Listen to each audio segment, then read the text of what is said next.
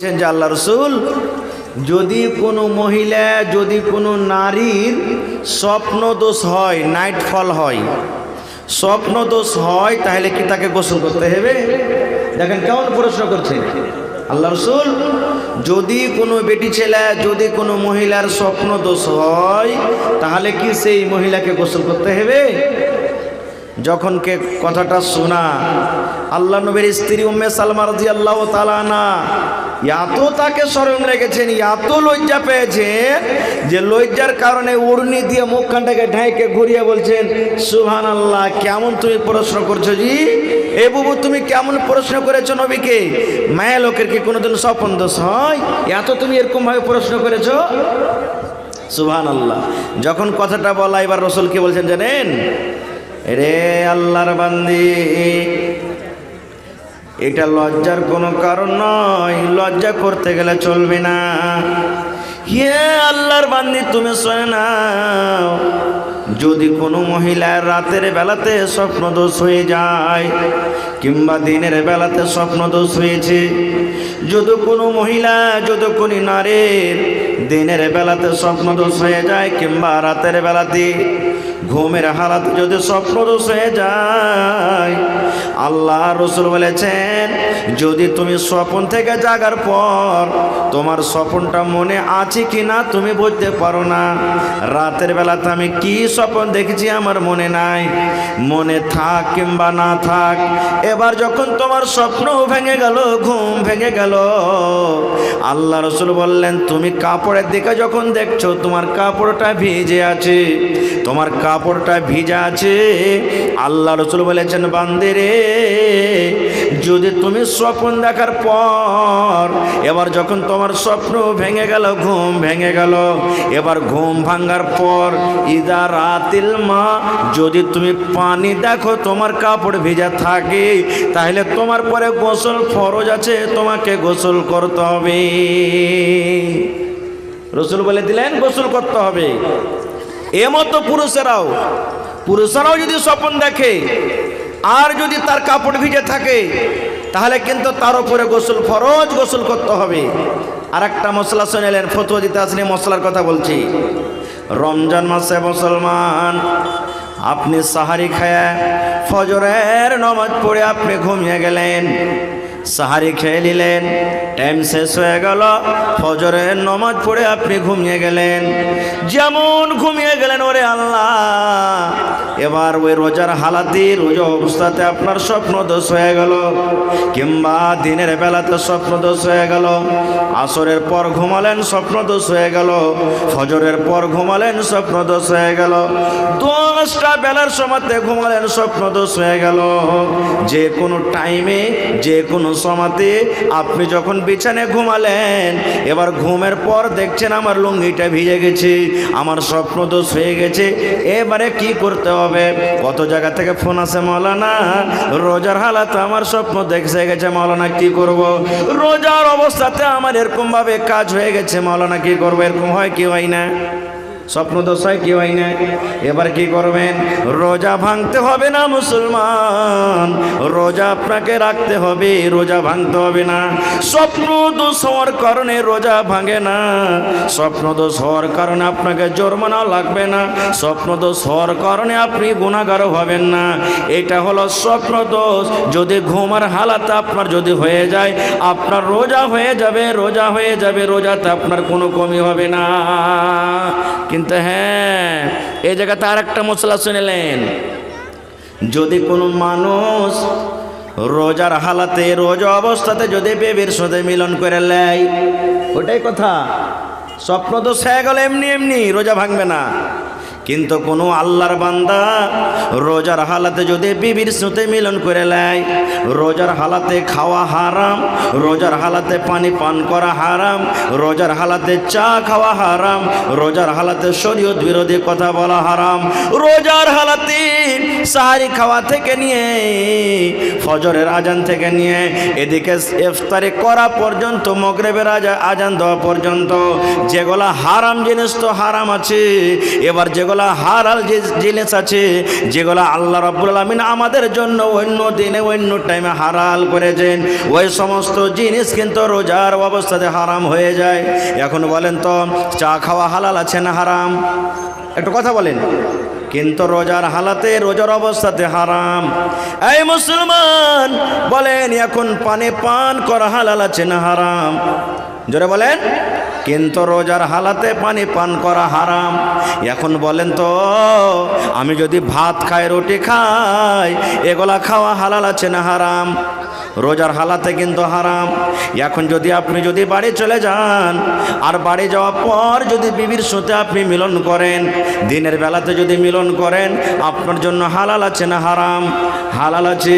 কিন্তু এই কাজটা যদি দিনের বেলাতে, রোজার হালাতে করেন, আল্লাহ রাব্বুল আলামিন তাকে হারাম করে দিয়েছেন। রোজার হালাতে মানুষ যেতে পাবে না, রোজার হালাতে মানুষ যেতে পাবে না। এবার যদি আপনারা প্রশ্ন করেন, মাওলানা, যদি রোজার হালাতে, রোজা অবস্থাতে যদি কোনো মানুষ বিবির সাথে মিলন করে নেয়, তাহলে তাকে কি জরিমানা লাগবে? তার কত বড় গুনাহ হবে? তার কত বড় পাপ হবে? আর যদি এই ধরনের কোনো গুনাহ হয়ে যায়, তাহলে এই গুনাহটা কিভাবে, কেমন করে মাফ হবে?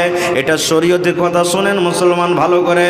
আল্লাহর নবী একদিন বসে আছেন, আপনারা যেমন আজকে বসে বসে জালসা শুনছেন, আল্লাহর নবীর দরবারে সাহাবায়ে কেরাম বসে আছেন, আল্লাহর নবী বসে আছেন, দিনের কথা চলছে, শরীয়তের কথা চলছে। হঠাৎ করে একজন সাহাবী দৌড়াতে মজলিসে এসে হাজির। এবার রাসূলকে বলছেন, ইয়া রাসূলুল্লাহি জানাইতো, ইয়া রাসূলুল্লাহি ওয়াকাতু আলা ইমরাতি ওয়া আনা সায়েম। আল্লাহ রাসূল গো, আমার দ্বারাতে খুব বড় গুনাহ হয়েছে, পাপ হয়েছে গো নবীজি। আমি খুব একটা বড় গুনাহ করে ফেলেছি, আমার দ্বারাতে খুব একটা বড় ভুল হয়েছে। যে ভুলটা আমাকে করতে হতো না, যে ভুলটা করার জন্য আল্লাহ রাসূল নিষেধ করেছেন, কিন্তু নবী গো, আমি নিজকে থামতে না পেরে আমি একটা খুব বড় ভুল করে দিয়েছি। কি ভুল গো নবীজি? ওয়াকাতু আলা ইমরাতি, আমি নিজের বিবির ওপরে সওয়ার হয়ে গেছি, মানে বিবির ওপরে আমি বসে গেছি। ওয়ানা সাইমুন, আর আমি রোজার হালাতে নবী গো, আমার দ্বারাতে এটা ভুল হয়েছে। নিজের বিবির সাথে আমি মিলন করে নিয়েছি, নিজের বিবির সাথে আমি হামবিস্তারি করেছি, আমি নিজের বিবির সাথে সহবাস করেছি। এটা আমার দ্বারাতে ভুল হয়েছে নবী গো, ভুল হয়ে গেছে। রাসূল বলেন, ও রোজার হালাতে তোমার স্ত্রীর সাথে তুমি মিলন করেছো না? তো জি। এবারে যখন কথাটা শুনলেন, আল্লাহর নবী তিনখানা তাকে অপশান দিয়ে দিলেন।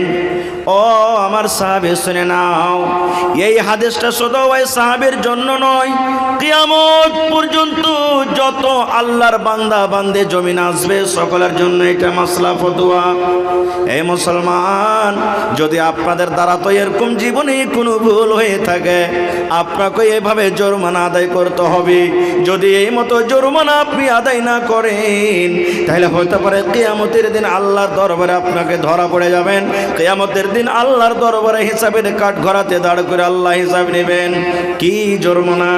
আল্লাহ রাসূল তাকে বললেন, সাহাবী রে, তুমি যে ভুল করেছো রে বাবা, তোমার দ্বারাতে যে গুনাহটা হয়েছে, এই গুনাহটা অতক্ষণ পর্যন্ত আল্লাহ রাব্বুল আলামিন ক্ষমা করবেন না।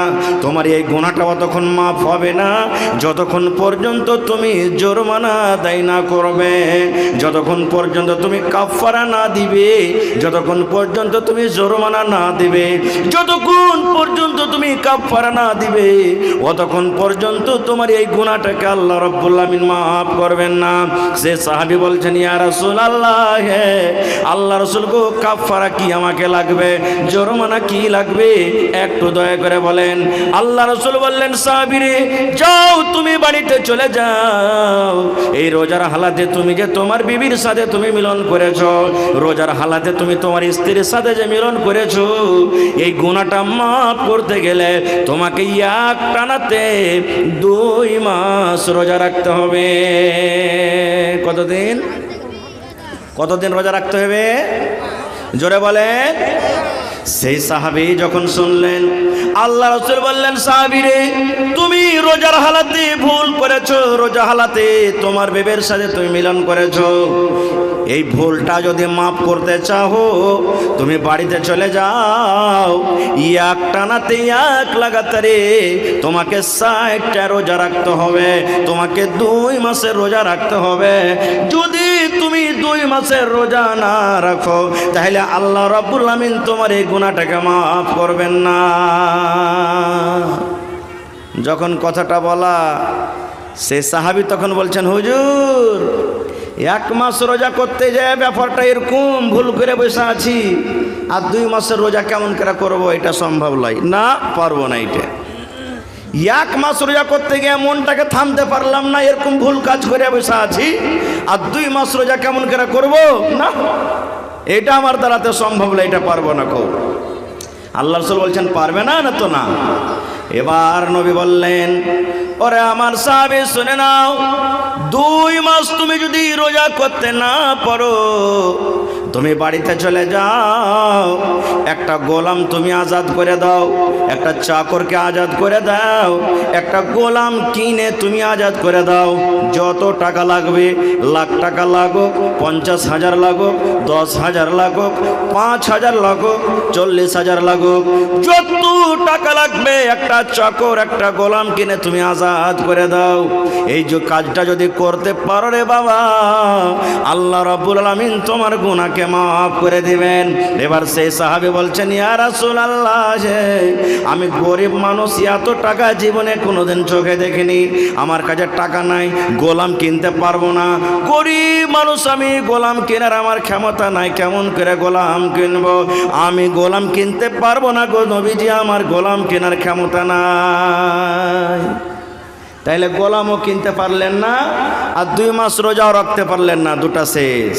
3 নম্বরে নবী বললেন, বাবারে, যদি তুমি 1 নম্বরে গোলাম আজাদ করতে না পারো, 2 নম্বরে যদি এক টানাতে 2 মাসের রোজা না রাখতে পারো, 3 নম্বর তোমাকে অপশন দিলাম, 3 নম্বর তোমাকে কাফারা আদায় করতে হবে। 3 নম্বরে তোমাকে শরীয়তের জরিমানা হলো বাড়িতে চলে যাও আর 60টা ফকিরকে মিসকিনকে খুঁজে খুঁজে খানা খাইয়ে দাও। মালদারকে খেতে হবে না, ধনীর ওকে দাওয়াত দিতে হবে না, মালদার টাকাওয়ালাকে তোমাকে ডাকতে হবে না। যারা সমাজের মধ্যে যারা মিসকিন, সমাজের মধ্যে যারা মিসকিন, সমাজের মধ্যে যারা ফকির, ওই সমস্ত মিসকিনকে ডেকে ডেকে ডেকে 60টা মিসকিনকে তুমি খানা খাইয়ে দাও। 60টা মিসকিনকে যদি খানা খাওয়াইতে পারো, আল্লাহ রাব্বুল আমিন তোমার এই গুনাহকে মাফ করে দিবে। তখন সেই সাহাবী বলছেন, হুজুর কদিন থেকে নিজেই খাইতে পাইনি তো কাকে খাওয়াবো? কি বলছেন? হাদিসের কথা, গল্প নয়। কি বলছেন? নিজেরই পেটে দানা নাই নবী সাহেব, কাকে খাওয়াবো? এইটাও আমার সম্ভব নেই, পারবো না। তাহলে গোলামও আজাদ করা হলো না, 2 নম্বরে রোজাও করা হলো না, 3 নম্বরকে মিসকিনকে খাওয়ার দেওয়া হলো না। এবার কি হবে? বসে আছেন, বাবা চিন্তা করছেন আল্লাহ কি হবে। ইতিমধ্যে হঠাৎ করে একজন সাহাবী 1 বস্তা খাজুর, 1 বোঝা খাজুর, 1 বোরা খাজুর আল্লাহ নবীর দরবারে হাজির করে দিয়েছেন। ইয়া রাসূলুল্লাহ, এই খাজুর আমি নিয়ে আসলাম বাড়ি থেকে, আপনাকে দিয়ে দিলাম, আপনার যা ইচ্ছা খাজুর আপনি তাই করেন। এবার খাজুরের যখন বোরা নবীর পাঞ্জরে হাজির হয়ে গেছে, একটা লোক যখন অন্য সাহাবে জমা করে দিলেন, এবার রাসূল বলছেন, আইনা সাইল, এ সাইল করে, এই সাইল কই? ওই সাইলটা আমাকে প্রশ্ন করেছে, ওই সাইলটা কই?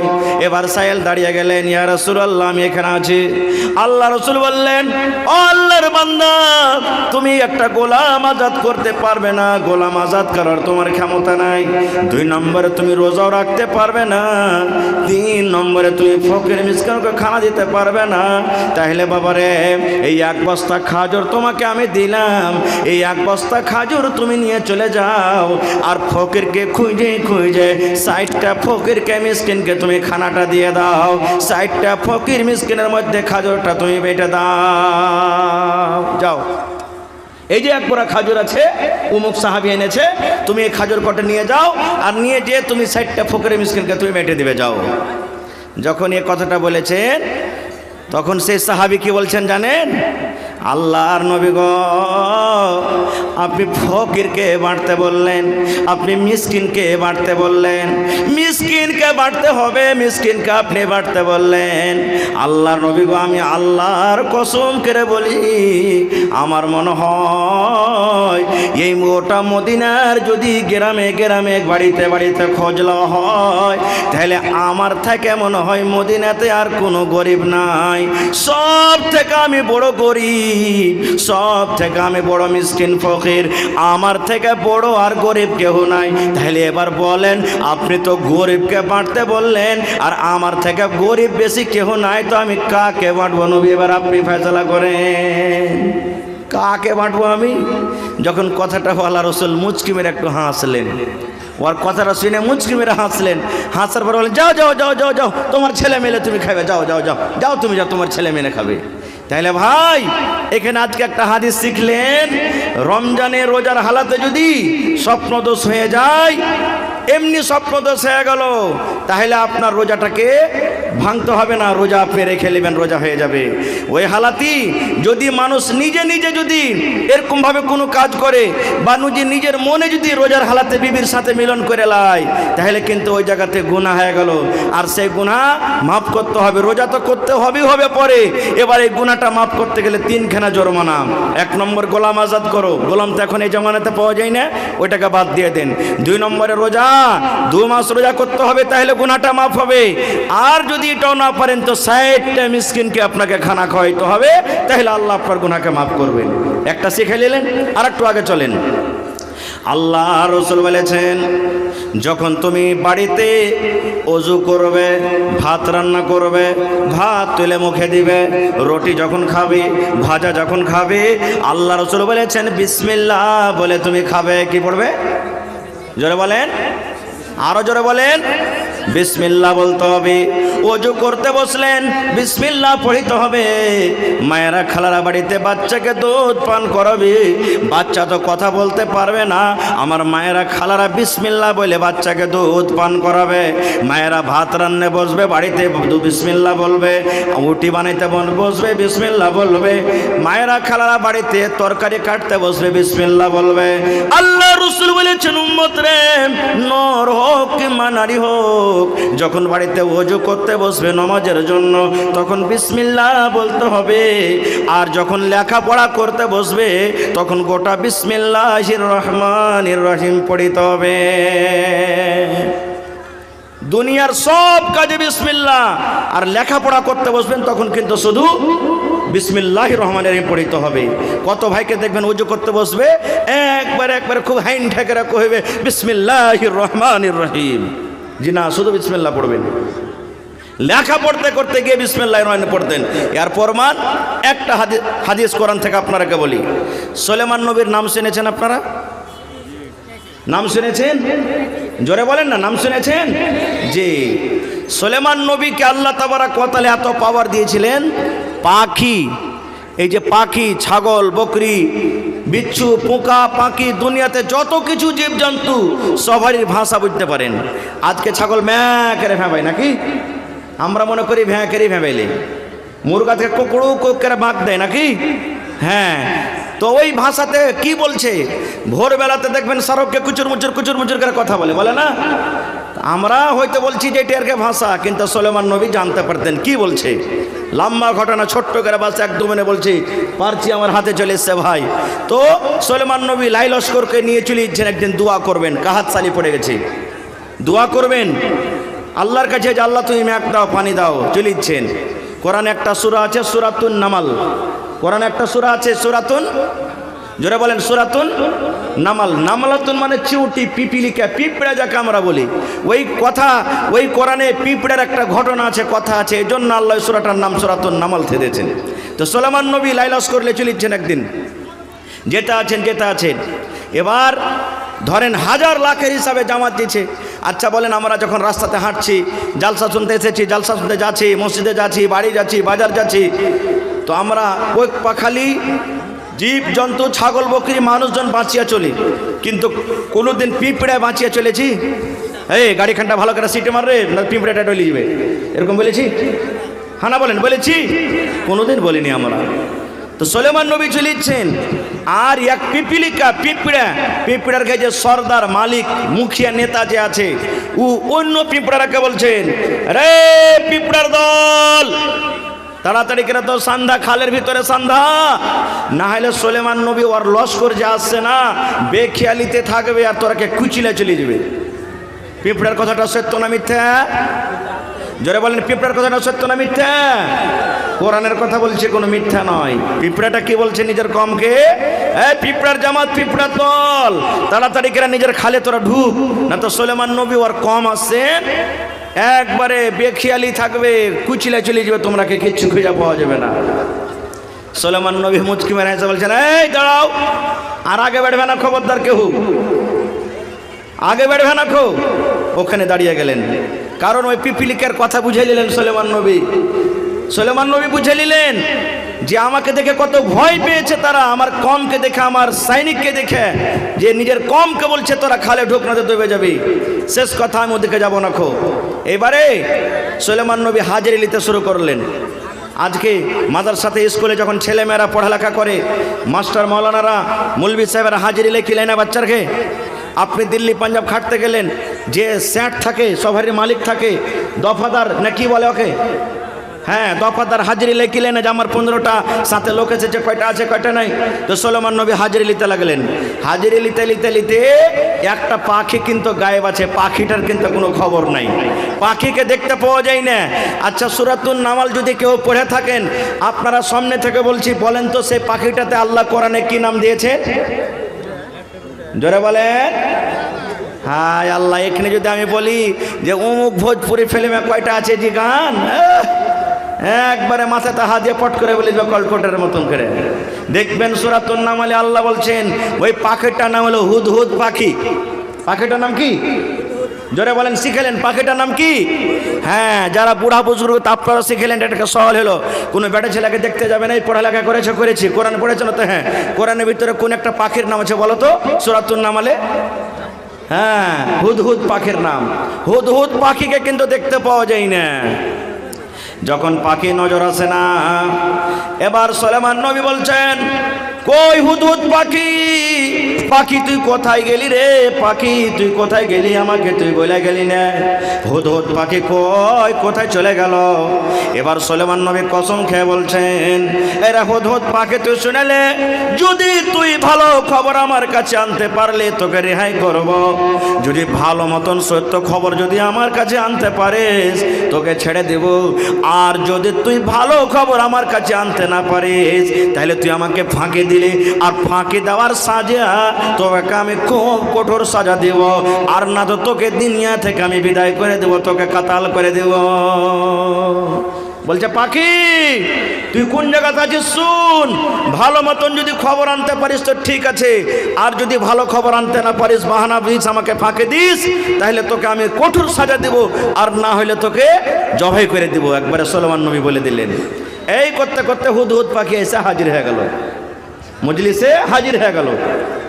যখন হাজির হয়ে যাওয়া, এবার সুলেমান নবী বলছেন, হুদহুদ তুই কোথায় গেছিলি বল, আমাকে না জানিয়ে তুই কোথায় গেছিলি বল, বল হুদহুদ তুই কোথায় গেছিলি, বল রে হুদহুদ কোথায় গেছিলি, কোন কারণে কোন জায়গাতে গেছিলি। এবার হুদহুদ পাখি নিজের ভাষাতে সুলেমান নবীকে বলতে লাগলেন। এবার বলেন, সে পাখির ভাষা সুলেমান নবী বুঝতে পারবেন না পারবেন না? জোরে বলেন, পারবেন না পারবেন না? কেন পারবেন? আল্লাহ পাখির ভাষা শোনার বোঝার জন্য সুলেমান নবীকে আল্লাহ মুজিজা দিয়েছিলেন। এইবারে পাখি বলতে লাগলো, সুলেমান নবী আমি আপনার রাজ্য, আপনার দেশ থেকে অনেক দূরে একটা দেশ আছে মুলকে সাবা, সাবা দেশে আমি চলে গেলাম। ওরে আল্লাহ, ওই সাবা দেশের মালিক, সাবা রাজ্যর মালিক, ওইখানকার যে সর্দার, ওইখানকার যে মুখিয়া, কিংবা ওইখানকার যে রাজা, ওখানকার রাজা ওইটা পুরুষ নয়, সেটা হলো একজন মহিলা। তার নাম বিভিন্ন নাম দিয়েছে, তার মধ্যে একটা নাম দিয়েছে ওই রাজ্যের মালিক হলো কে? বিলকিস, তার নাম বিলকিস। বিলকিস মুলকে সাবার মালিক। আজকে যেমন আমাদের বিহারের মালিক হলো কে? শ্রী নীতিশ কুমার নাকি? তো বলছি ওই দেশের রাজা হলেন কে? মহিলা একটা বিলকিস। কিন্তু বাদশা শোনেন, সুলেমান নবী আর একটা শোনেন, মহিলা তো ওই দেশের রাজা, ওই দেশের বাদশা, কিন্তু সাথে সাথে আল্লাহর পূজা করে না, আল্লাহকে মানে না। সেই চাঁদকে আল্লাহ মানে, সূর্যকে আল্লাহ মানে, আসমানকে আল্লাহ মানে, পাথরের পূজা করে, আল্লাহর পূজা করে না, গায়রুল্লাহর পূজা করে। আমি নিজের চোখে দেখে বুঝে এলাম। এবার যখন কথাটা বলে দেওয়া, ওরে আল্লাহ, সুলেমান নবী তখন বলছেন, পাখি রে, কি বলছিস রে পাখি হতো, তুই ভালো করে বল। বলছে, হ্যাঁ জাহাপানা, আমি এটা চোখে দেখে এলাম। সুলেমান নবী, আমি নিজের চোখে দেখে এলাম যে ওই মুলকে সাবার মালিক, মুলকে সাবার বাদশাহ হলো বিবি বেলকিস, ওখানকার মহিলা। আর ওই মহিলা আল্লাহকে মানে না, ওই মহিলা আল্লাহর পূজা করে না, গায়রুল্লাহর পূজা করে। যখন বলছেন যে তুই ঠিক বলছিস না, তো হ্যাঁ। বলছে আর প্রমাণ তোকে দিতে হবে। বলছে হ্যাঁ দিয়ে দিব। বলছে কি? একটা চিঠি নিয়ে যা। ইসলামের কতখানি কাজ করছে ভাই মুসলমান দেখেন। সুলেমান নবী বলছেন তোকে চিঠি লিখে দিব, তুই নিয়ে যেতে পারবি? বলছে হ্যাঁ চলে যাব। বলছে ঠিক আছে যা। এবার সুলেমান নবী চিঠি লিখতে লাগলেন। চিঠি লেখো, ইন্নাহু মিন সুলাইমানা ওয়া ইন্নাহু বিসমিল্লাহির রহমানির রহিম। গোটা কোরআন মাজিদ খুলে দেখবেন, গোটা কোরআনের শুরুতে প্রথমে বিসমিল্লাহ, বিসমিল্লাহির রহমানির রহিম লেখা আছে, বিসমিল্লাহির রহমানির রহিম লেখা আছে, বিসমিল্লাহির রহমানির রহিম লেখা আছে। কিন্তু সূরাতুন নামলে দেখবেন ওই সূরার ভিতরে দুটা বিসমিল্লাহির রহমানির রহিম আছে। একটা কোরআনের শুরুতে বিসমিল্লাহির রহমানির রহিম আছে, আর একটা ওই যে সুলেমান নবী বেলকিসকে চিঠি লিখেছিলেন, ওই বেলকিসকে চিঠি লেখার শুরুতে বিসমিল্লাহির রহমানির রহিম লেখা আছে। এই জন্য কোরআনে ওই সূরাতুন নামালের ভিতরে একটা বিসমিল্লাহ আপনি পাবেন, মানে সূরাতুন নামালে দুটা বিসমিল্লাহ লেখা আছে। ওদিকে আমি আর যাব না, মেলায় ঘটনাটা লম্বা আছে, আল্লাহ বাচ্চা রাখি ইনশাল্লাহ কোনোদিন বলবো। বলার উদ্দেশ্য হলো এই যে আপনি যখন লিখতে পড়তে বসবেন তো বিসমিল্লাহির রহমানির রহিম বলে শুরু করবেন। ওর দলিল একটা হয়ে গেল যে সুলেমান নবী বেলকিসকে যখন চিঠি লেখে তখন বিসমিল্লাহির রহমানির রহিম লিখেছিলেন। আরো অন্য আরো হাদিসের অনেক দলিল আছে, আমি ওদিকে যাবো না। তাহলে পড়ালেখা বাদ দিয়ে দুনিয়ার সব কামে বিসমিল্লাহ। এবার বলবেন হাজি মৌলানা চা খেতে বসেছি, এই একটা চা দে রে ঝড়ু, একটা চা দে, লালটুর একটা চা দে। চা আপনি দিয়েছে, বাস বিসমিল্লাহ বলেন, খেতে শুরু করে দিয়েছেন, আধখানি শেষ। আরে পানি দিত, হালেমার মা পানি দিত রে, পানি পান করতে করতে আধ গিলাস শেষ, বিসমিল্লাহ বলতে ভুলে গেছেন। ভাত খেতে বসেছেন, ভাত খেতে আপনি বিসমিল্লাহ ভুলে গেছেন। এবার কি করবেন? এবার যদি বিসমিল্লাহ না বলে শুরু করে থাকেন তাহলে আপনার হালাত অবস্থা কি জানেন? আল্লাহর নবী বলেছেন, আমার উম্মতের দল তোমরা শুনে নাও, যখন তুমি খেতে বসলে বিসমিল্লাহ বলে তুমি শুরু করবে। ভাত খাবে, রুটি খাবে, ছাতু খাবে, দুধ খাবে, বিসমিল্লাহ বলে শুরু করো। এবার যদি তুমি বিসমিল্লাহ বলে না খাও, বিসমিল্লাহ বলে যদি তুমি না পান করো, যদি তুমি খানাতে বিসমিল্লাহ না বলো, তাহলে তোমার সাথে সাথে শয়তান খানা খাবে। আপনারা জানেন আমার সাথে একটা বাচ্চা খেতে বসেছে। এবার বলেন দুই বন্ধু একসাথে খেতে বসেছেন। এবার খেতে খেতে একটা বন্ধু খেতে খেতে হঠাৎ করে থালাতে খাওয়া গলা উল্টি করে দিলে, বলেন আপনার মনটা খারাপ হবে না? হবে না? হবে না? হবে না? আপনি খেতে বসেছেন, আপনারই বাচ্চা, আপনারই জন্ম দেওয়া বাচ্চা, 5 বছর 7 বছর 10 বছরকার বাচ্চা, এখানে আপনি খেতে বসেছেন, 2 হাত দূরে পায়খানা করে দিলে মন খারাপ হবে না? হবে না? বলেন হবে না? হবে না? এই মুসলমান যদি এরকম ভাবে দুনিয়াতে মন খারাপ হয়, তাহলে নবীর হাদিস একটু শুনেলেন। আল্লাহ রাসূল বলেছেন, উম্মতরে যদি তুমি বিসমিল্লাহ বলে খানা না শুরু করো, তোমার সাথে সাথে শয়তান খাবে। শুধু খাবে না রে, খাবে না, ওই শয়তান যা নিজে খাবে থালা থেকে, তোমার থালিতে আবার উল্টে বমি করবে, তোমার থালিতে উল্টি করবে, আর সাথে সাথে ওগুলা তুমি আবার ওই শয়তানের উল্টি করা গলা নিজের পেটের ভিতরে ভরবে, যেটা তুমি নিজের চোখে দেখতে পাও না। এবার যদি বলেন মাওলানা বিসমিল্লাহ বলতে ভুলে গেলাম, এবার অর্ধেক খাওয়া হয়ে গেল, 3 ভাগের 1 ভাগ খাওয়া হয়ে গেল, 4 ভাগের 1 ভাগ খাওয়া হয়ে গেল, কিংবা গোটা পানি পান করা হয়ে গেল মাত্র 1 ঢোক আছে, গোটা গিলাসের দুধ পান করা হয়ে গেল 1 ঢোক মাত্র আছে, কিংবা 1 লালা মাত্র 1 লোকমা ভাত আছে। এবার আমার বিসমিল্লাহ বলেনি, আমার মনে পড়ে গেল, এবার কি বলবো? আল্লাহ রাসূল বলেছেন, উম্মতরে তুমি যদি বিসমিল্লাহ বলে খেতে বসেছো আলহামদুলিল্লাহ, আর যদি তুমি বিসমিল্লাহ বলে খেতে বসনি, তুমি ভুলে গেছো, কিছু যদি খাওয়ার মধ্যখানে কিংবা শেষের দিকে তোমার যদি মনে চলে এলো আমি বিসমিল্লাহ বলতে ভুলে গেছি, রাসূল বলেছেন তুমি বিসমিল্লাহি আউয়ালুহু ওয়া আখিরুহু, তুমি এই দোয়াটা পড়ে নাও, বিসমিল্লাহি আউয়ালুহু ওয়া আখিরুহু। এই দোয়াটা যদি তুমি পড়ো তাহলে তোমার সাথে সাথে যেগুলা শয়তান খেয়েছে তোমার থালের বাইরে সে উল্টি করে তোমার থালি থেকে সে হটে যাবে। নারে তাকবীর। ভাই আমার, তাহলে আর একটা হাদিসের কথা বলে দিই, বাঁ হাতে খাওয়া কার কাজ? বাঁ হাতে খাওয়া কার কাজ? শয়তানের কাজ। কিন্তু কত ভাইকে দেখবেন চকে ইট ভাট্টি মুখে লিয়ে টানবে, ইট ভাট্টি বুঝেন তো, বুঝেন, বিড়ি সিগারেট, হ্যাঁ মুখ দিয়ে টানবে একবারে ধঁ ধঁ ধঁ ধঁ করে বাড়াবে। এক তো বিড়ি সিগারেট খাওয়া জানতে পারছেন শরীয়ত বিরোধী কাজ, হারাম, ওপর থেকে বাঁ হাতে খাইবে আরো হারাম। কত ভাইকে দেখবেন স্টাইল করে চা যে খাইবে ডাইন হাতে চা খাইবে না, বাঁ হাতে খাইতে হবে চা। এগুলা শয়তানের কাজ ভাই। বলার আশা ছিল ইনশাল্লাহ বলবো, কিন্তু ভাই আমাকে একটু লাইনটা এখানে ক্রসিং করতে হবে, আল্লাহ বাচ্চা রাখি ইনশাল্লাহ বেছে নিয়ে কোনোদিন আলোচনা করব। তবে ভাই আজকে অনেক কথা আপনারা শুনতে পাইলেন। আজকে এই মাদ্রাসাতে আপনার ছেলেরা আপনার মেয়েরা পড়িতে আসছে, তারা দিন শিখছে, দুনিয়া শিখছে। আজকে যদি মাদ্রাসাটা না থাকতো আপনারা জালসা শুনতে আসতেন?